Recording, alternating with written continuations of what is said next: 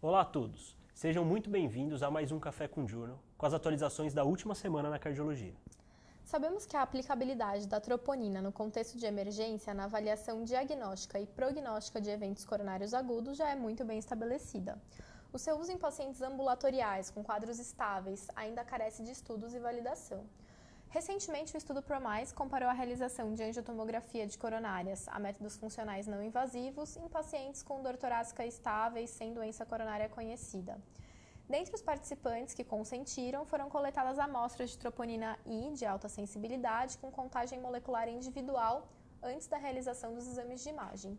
O JACC publicou essa semana o estudo que realizou essa análise. Os 4.000 pacientes foram divididos em quartis de acordo com os resultados de troponina obtidos e foi visto que os valores mais elevados de troponina foram associados à maior probabilidade do desfecho composto de morte, infarto ou hospitalização por angina instável no primeiro ano depois da medida, num curto prazo. Houve elevação progressiva do risco entre os quartis, apresentando um P significativo estatisticamente. E os resultados sugerem um valor prognóstico da troponina em pacientes estáveis e ambulatoriais, talvez representando um subgrupo de pacientes de mais alto risco que poderia se beneficiar de métodos diagnósticos e tratamentos mais agressivos. A aspirina na prevenção primária foi assunto de destaque em 2018, com 3 estudos: o ARRIVE, que avaliou pacientes com alto risco cardiovascular, o ASCEND, diabéticos, e o ESPRI, estudou idosos. A mais nova meta-análise sobre o assunto, publicada no JAMA, incluiu, além desses 3 estudos, mais 10, totalizando 164.000 pacientes em prevenção primária, que tinham em média 62 anos, mas apenas 19% eram diabéticos. Os resultados mostraram uma redução de 11% no composto de mortalidade cardiovascular, infarto e AVC não fatal, com um NNT de 265. Mas, como esperado, foi observado um aumento de 43% em sangramentos maiores, principalmente em sistema nervoso central e gastrointestinal, com NNH de 210. Os resultados se mantiveram tanto para populações de alto como de baixo risco. Com todas as ressalvas de uma meta-análise, é mais um estudo a demonstrar que no contexto de prevenção primária, a aspirina apresenta efeito protetor cardiovascular modesto, com um aumento do risco de sangramentos, o que traz um risco-benefício que muitas vezes não justifica sua prescrição.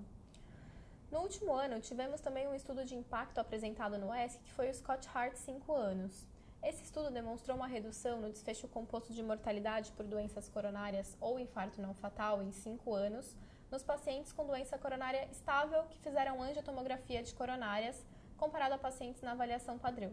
O estudo não é isento de vieses, mas o diagnóstico mais precoce com a angiotomografia e a percepção do paciente podem ter contribuído para esse desfecho. Essa semana, o JACC publicou uma subanálise desse estudo, que avaliou a calcificação das coronárias, presença de doença coronária obstrutiva e as características da placa aterosclerótica, determinando as placas adversas, que são as com remodelamento positivo ou baixa atenuação de placa. Na análise univariada, foi visto que o risco de morte por doença coronária ou infarto foi 3 vezes maior nos pacientes que apresentavam placas adversas e 2 vezes maior nos com doenças obstrutivas, quando ambos associados havia um aumento no risco de 10 vezes, comparado aos pacientes com coronárias normais. E na análise multivariada, quando é incluído o score de cálcio, os aumentos de risco perdem significância estatística, sendo o score de cálcio o único preditor independente de risco. E não é de hoje que sabemos da inter-relação positiva entre a redução da LDL e a diminuição de eventos cardiovasculares. Os recentes inibidores da PCSK9 demonstraram a redução de eventos cardiovasculares com quedas significativas dos valores de LDL, como, por exemplo, valor médio de 30 no Fourier. A comunidade científica sempre em alerta sobre a segurança a longo prazo de se manter valores muito baixos de LDL, com possíveis aumentos do risco de neoplasia, infecção e demência. E sobre isso foi publicado no JAMA uma coorte com 61.500 pacientes admitidos por infecção.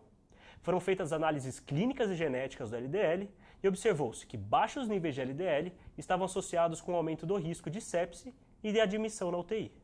Entretanto, acredita-se que esses resultados tenham sido devido a confundidores, pois quando ajustados os dados para a idade e comorbidades, não se observou relação direta entre os níveis de LDL com o risco de sepse ou piores desfechos clínicos. Até a próxima. Até mais.